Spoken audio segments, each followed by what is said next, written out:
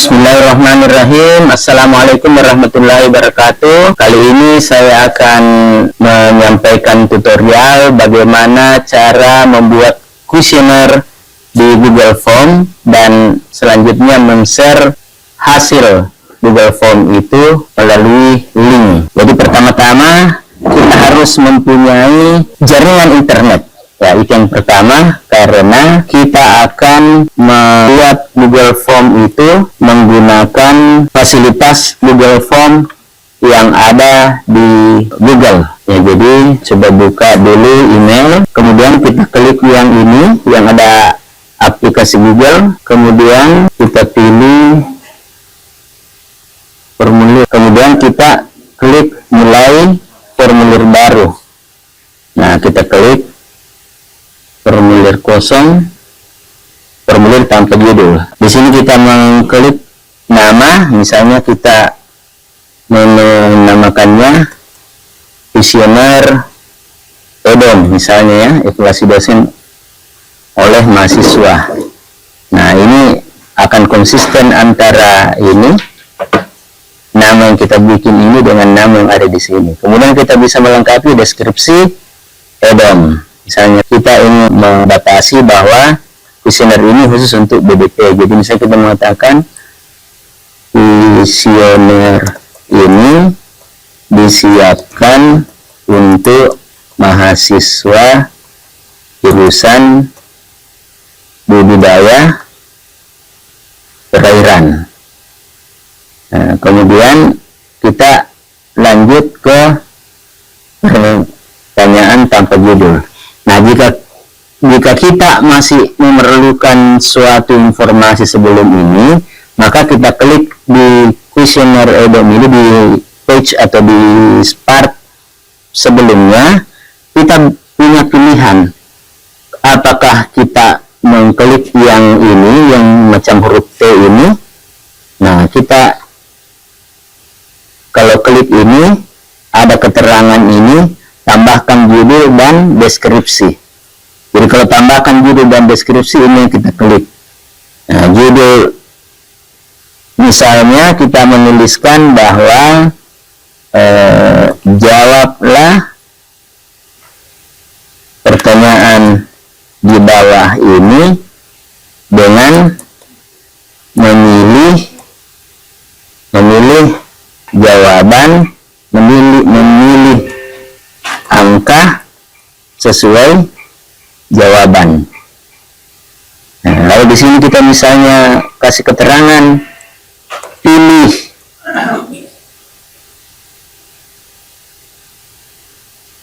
nilai 4 jika Anda sangat setuju. Lanjut, misalnya pilih nilai 3 jika Anda setuju, ya. Pilih nilai 2 jika Anda kurang setuju. Kemudian pilih nilai 1 jika Anda tidak setuju. Ya, misalnya itu keterangannya. Kemudian setelah keterangannya kita ingin langsung ke, nah ini kalau Anda tunjuk ini akan muncul tulisan tambahkan pertanyaan. Jadi kalau kita melakukan pertanyaan, kalau ini impor pertanyaan. Jadi misalnya kita sudah punya file sebelumnya, kita ingin mengimpor pertanyaan dari file yang lain. Ini tambahkan judul dan deskripsi seperti ini ya. Kalau yang tambah ini tambahkan pertanyaan. Nah, kita sekarang sudah ingin memasukkan pertanyaan. Nah, kita misalnya ingin mengajukan pertanyaan tentang evaluasi dosen oleh mahasiswa. Misalnya kita tulis pertanyaannya, dosen BDP semuanya sudah disiplin mengajar sesuai jadwal, ya. Nah, ini kan untuk jawabannya kita punya beberapa pilihan. Ada jawaban singkat. Jadi ini kalau kita klik ini, di sini ada pilihan bagaimana dia menjawab itu. Misalnya jawaban singkat. Nah, kalau misalnya kita ingin mendapatkan informasi siapa mahasiswa yang mengisi, tentunya kita bisa, pertanyaan pertama itu bukan ini, tapi pertanyaan pertama adalah nama, ya, atau NIM atau apa. Kalau kuesioner ini kita inginkan menjadi rahasia, tidak punya nama atau anonim, kita tidak usah tanyakan nama, kita langsung ke inti pertanyaan. Jadi misalnya tadi kita bertanya nama, maka kita pilih jawaban singkat. Kalau misalnya kita ingin sesuatu yang lebih panjang, mungkin deskripsikan bagaimana cara Anda menemukan informasi tentang jurusan budidaya perairan pada saat Anda mendaftar SM, SB, MPTN misalnya, sehingga mungkin dia butuh jawaban panjang, ya kita kasih paragraf. Ini pilihan ganda, ya bisa saja misalnya tadi itu setuju, sangat tidak setuju, setuju, kurang setuju, itu bisa kita jadikan pilihan ganda. Bisa juga kotak centang, jadi tinggal dicentang saja, sudah ada pilihan. Dan ini biasanya kalau ada misalnya lebih dari, memungkinkan kita mencentang lebih dari 2 misalnya. Nah, jadi ini upload file. Kalau misalnya tolong upload foto Anda, ini bisa dipakai. Ini skala linear kalau setuju tidak setuju itu lebih bagus kita menggunakan skala linear. Coba kita demonstrasikan ya. Saya taruh skala linear. Nah, skala linear 1 sampai nah, sesuai dengan jawaban maksimal nilai 4, kita kasih nilai 4. Nah, jadi di sini yang 1 itu yang paling rendah tidak setuju. Kemudian yang paling tinggi nilainya sangat setuju. Nah, skala linear ini akan memberikan informasi nanti ketika dia menjawab soal itu dengan berupa angka. Jadi ketika di SPSS nanti kita definisikan lagi bahwa 1 itu tidak setuju, bahwa 4 itu sangat setuju misalnya. Nah, jadi bisa juga pilihannya kasih multiple choice. A misalnya sangat tidak setuju, B setuju, C kurang setuju, D tidak setuju. Ini pilihannya terserah pada kita akan membuatnya bagaimana, meskipun nantinya karena PDM ini adalah suatu jawaban yang sifatnya kualitatif, ingin kita rubah jadi kuantitatif. Jadi bagaimana setuju tidak setuju itu menjadi suatu angka, dan kemudian kumpulan angka itu beserta dikumpulkan dari responden 1 sampai responden kesekian. Misalnya kita punya mahasiswa BDP 40 orang, ya semuanya menjawab. Maka untuk pertanyaan pertama misalnya nanti itu apakah disiplin mengajar sesuai jadwal, maka rata-rata dari 40 jawaban itulah yang menjadi penilaian untuk disiplin dosen dalam mengajar.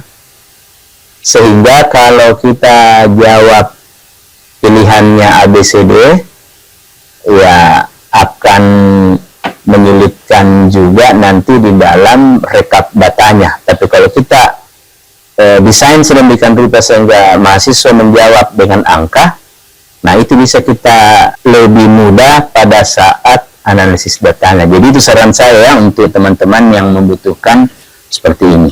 Nah, selanjutnya ini bisa kita copy paste saja.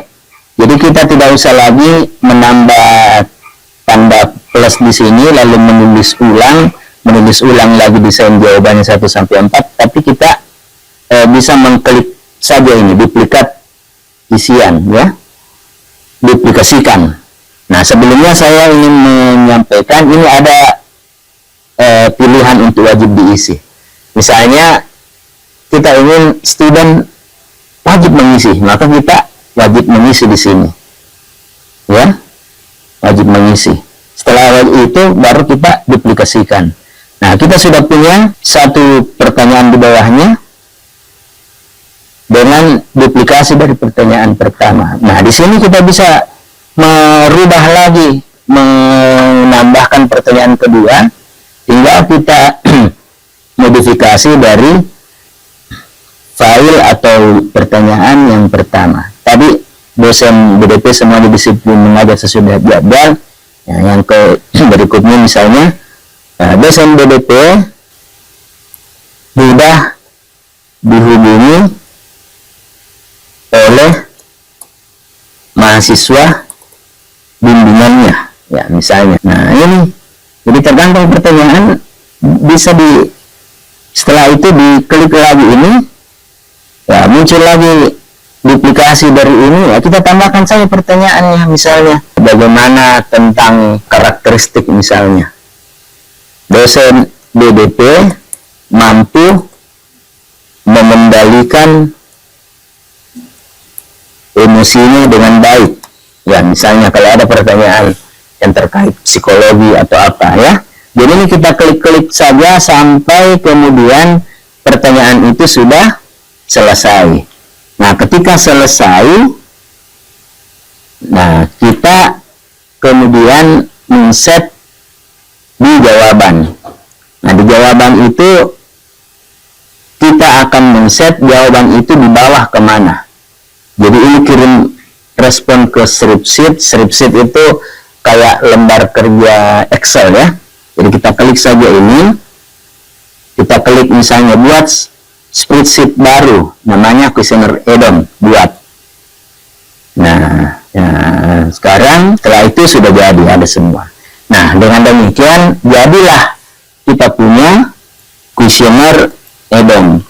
Kita bisa menambah setelan, misalnya kita klik ini dijadikan sebagai kuis, jadi ada nilai poinnya. Misalnya kami kan bukan kuis, bukan ujian, kita tidak bisa jadikan jawaban, mengelola cara respon. Jadi kita klik misalnya kumpulkan alamat email. Kalau ini menjadi sebuah survei rahasia anonim, tidak usah kumpulkan emailnya mahasiswa.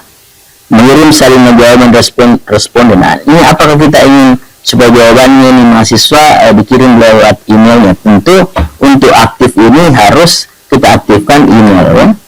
Isikan pengeditan respon, bisa enggak sudah terkirim atau apa, masih bisa diulang lagi atau apa. Kemudian ini batasi untuk penggunaan Universitas Samudra. Kebetulan saya menggunakan Gmail dari UHO, maka ada pertanyaan, apakah hanya orang dari UHO dengan email UHO yang bisa mengakses? Tentunya kita menaktifkan ini. Kita harapkan teman-teman yang pakai Gmail atau pakai Rocket Mail atau yahoo.co.id bisa semua mengakses form ini. Nah, batasi ke satu jawaban. Nah, apakah kita ingin membatasi bahwa satu student hanya boleh menjawab satu kali? Tapi ini problemnya juga, itu tidak bisa dideteksi kalau kita tidak meminta mahasiswa untuk menulis emailnya.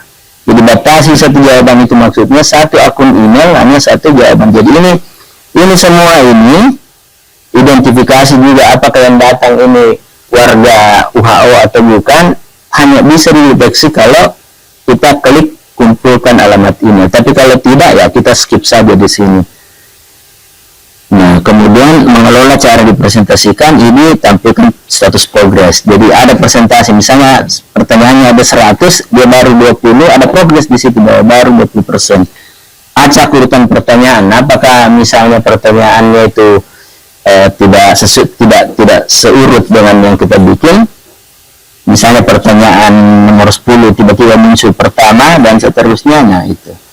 Nah, setelah itu kita anggap saja ini sudah selesai, kita kembali ke kita buka, kita cek di Google, ya. Jadi kita kembali lagi, ini kan tadi kita mulai dari email, ya. Nah, kita coba buka Google. Maksudnya apa? Supaya kita kita bisa mencari tadi itu file. Ya, kita sudah dapat ini file questionnaire add-on. Nah, ini saya ingin mendapatkan link untuk bisa saya bagikan. Maka saya klik kanan, kemudian bagikan. Ini kan klik bagikan. Nah, sesudah klik bagikan, nah ini akses umum dibatasi. Ini kita klik, lalu kita rubah menjadi siapa saja yang memiliki link. Nah, kemudian sebagai apa? Nah, ini harusnya kita jangan editor ya, jadi kita harus edit lagi nanti ini. Nah, di sini ke otomatis editor ya. Karena itu kita harus set dulu editor dapat mengubah isi dan berbagi. Nah, kita klik ini supaya meskipun dia masuk editor, dia tidak bisa mengubah ya. Nah, jadi problemnya tadi itu saya tidak tahu mengapa pilihan ini kita tidak bisa atur. Mestinya kan di sini kita klik lalu kita berubah menjadi terlihat saja ya. Karena itu untuk mencegah dihapus atau apa, kita hilangkan saja ini. Jadi dia tidak akan mengubah isim dan kemudian tidak dapat mengomentari opsi untuk mendownload. Jadi dia hanya bisa melihat mengisi ya. Kemudian kita salin link. Nah, inilah link yang akan kita bagikan. Nah, linknya seperti apa?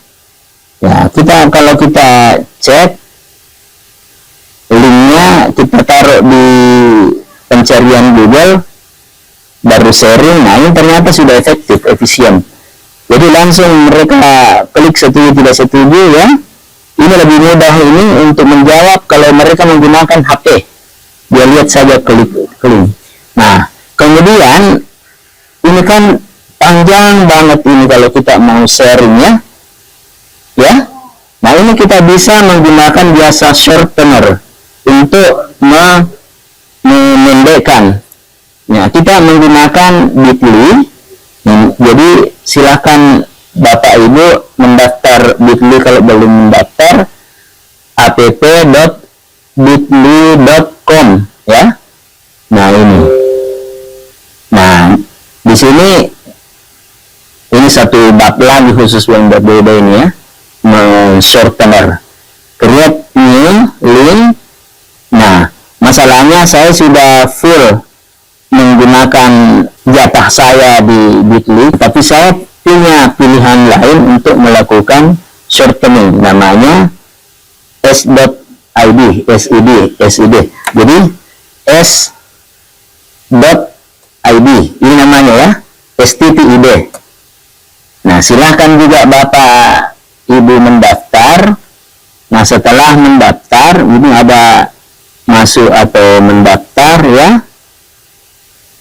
Ya, bagi yang sudah mendaftar, nah, langsung sudah ada akunnya, sudah ini langsung dibawa ke dashboard atau seperti ini. Nah, kita tinggal klik short new link. Nah, kita tinggal masukkan yang tadi yang long itu, kita paste. Nah, kemudian kita kasih titel misalnya. Kita kasih titel misalnya ini add-on BDP 2024 misalnya. Nah, kemudian kita klik shorted. Nah, ini adalah pendeknya ya. Nah, ini masih memungkinkan kita untuk merubah nama dengan mengklik tanda pensil di sini, edit. Nah, kita kliklah di sini misalnya kita kasih add-on. Nah, ini tidak ada spasi, tidak boleh ada spasi ya, maka add-on garis datar BDP garis datar 2024 misalnya. Kemudian kita save. Nah, kita save. Nah, setelah itu kita share. Nah, kalau kita mau share di WhatsApp boleh, di Twitter, di Facebook, di apa. Tapi kalau kita mau copy saja, copy dulu copy dulu. Habis itu, inilah yang kita share ke WhatsApp grup teman-teman mahasiswa BDP. Nah, kemudian setelah mahasiswa mengisi, itu akan ada banyak pertanyaan di sini. Ada, kalau misalnya ada 40 orang, dia akan mengisi ini, muncul angka-angka ini. Misalnya untuk mahasiswa pertama, dia pilih angka 4. Apa tadi, sangat setuju. Untuk yang pertanyaan kedua, mudah dihubungi dosen ini oleh mahasiswa ini, mungkin nilainya 2 atau apa. Itu yang akan nanti kalau sudah selesai, ini yang kita download ini kan adanya masih ada di cloud ini, masih ada di penyimpanannya Gmail. Maka nanti kita kalau sudah ada misalnya, kita akan download ya. Coba saya cari dulu. Kita cari add-on respon ya. Nah, ini kuesioner add-on jawaban. Kita klik begini, nanti ada tulisan download, Pak. Ya, jadi misalnya tadi itu sudah diisi, ini ada tulisan download. Nah, pada saat download ada pilihan nanti itu kita download dalam bentuk apa. Ini Microsoft Excel, jadi dia terdownload dalam bentuk Microsoft Excel. Nah, kita save. Nah, bagaimana mengolah data yang terkumpul di respons dari add-on tadi itu? Nah, ada 2 cara. Kalau kita memilih Excel, ya kita bisa mendeskripsikan dengan statistik deskriptif, dan tentunya nanti menerjemahkan bahwa 4 itu misalnya sangat setuju, kemudian 1 itu tidak setuju. Dengan demikian jawaban-jawaban nanti itu akan menggambarkan berapa yang setuju, berapa yang tidak setuju. Nah, bisa juga kita mendapatkan satu hasil total. Caranya ya tentunya data-data itu nanti kita akan bagi rata-ratanya bagaimana, kemudian mungkin kita bikin kriteria. Kalau misalnya 2,5 kita bulatkan jadi 3, 2,4 kita bulatkan menjadi 2 misalnya, sehingga akan kelihatan di situ, oh secara total untuk pertanyaan nomor 1 mahasiswa merasa tidak setuju, nomor 2 misalnya tidak setuju, berarti oh mahasiswa ini berapa persen mengatakan. Atau bisa juga nanti secara deskriptif akan kelihatan itu berapa mahasiswa menjawab 4, berapa mahasiswa menjawab 3, berapa mahasiswa yang menjawab 2. Misalnya ketika ditanya apakah mahasiswa mudah menghubungi dosen pembimbingnya. Dari situ kita menyampaikan suatu kritik, misalnya bahwa oh ternyata mahasiswa menganggap dosen BDP itu sangat susah dihubungi untuk pembimbingan skripsi. Jadi seperti itu. Jadi sekian, jangan lupa subscribe. Wabillahi taufiq wal hidayah. Assalamualaikum warahmatullahi wabarakatuh.